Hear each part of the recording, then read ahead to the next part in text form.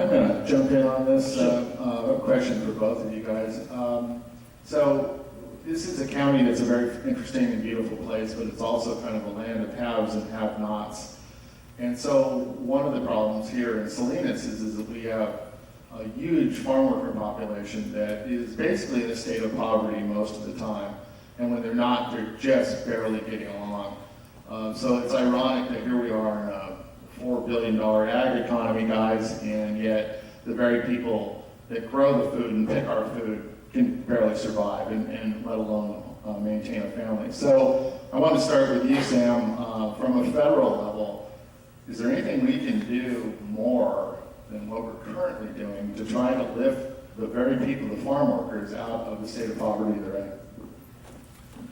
Well, the first thing we do in Congress is pass a comprehensive immigration bill. It's appalling and disgusting that that bill cannot get to the floor for a vote.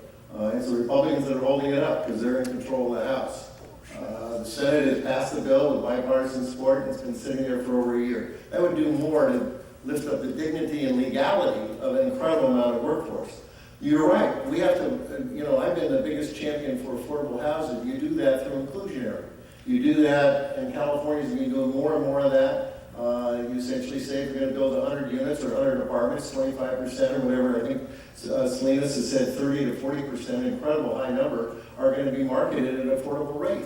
So that you really do have. If we don't do this, our workforce has to live somewhere else or live so crowded, as they do in Salinas, that there's no place for the kids to play indoors. They're out in the streets, and everything that comes from that. So but that housing issue is not really, we do some federal vouchers and things like that, but the decision of where housing is going to be built and how much and how many units and all of that is all local government. So I've been trying to support our cities and counties, and where we did have a big federal role in the transfer of Fort Ord, got the Fort Ord master plan to include 30% of all the housing that's built in Fort Ord has to be sold or rented at affordable rates. If we keep the workforce here, they won't have to commute. And our economy is about in and out. It's about getting agriculture out and getting tourists in.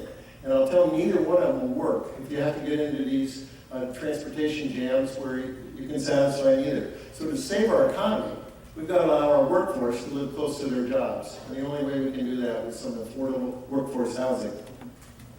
Ron, your take on how would we fix the poverty issue? On the poverty issue, one of the questions I have is, or at least it was my understanding that in the past, when we had people come in to harvest crops, they moved from crop to crop to crop. I don't recall that they came and they brought their entire family with them.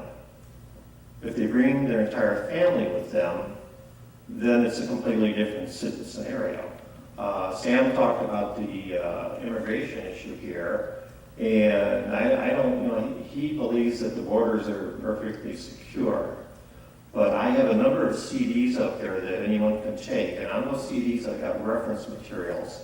And one of the reference materials is a Homeland Security report that's not more than 18 months old, talking about how Hezbollah and Iran are sending people through our border. And that's telling me it's not secure. You pull that report, I've got the first few pages as a cover. You take a look at those covers over there, and if you're interested, you get the full report on the CD. Okay.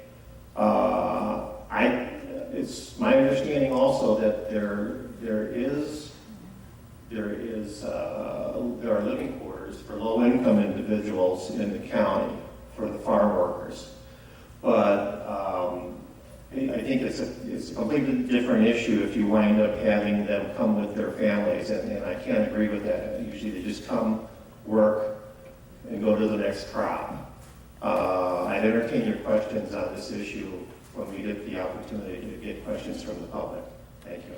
So I'm going to jump back in. I'm sorry, guys.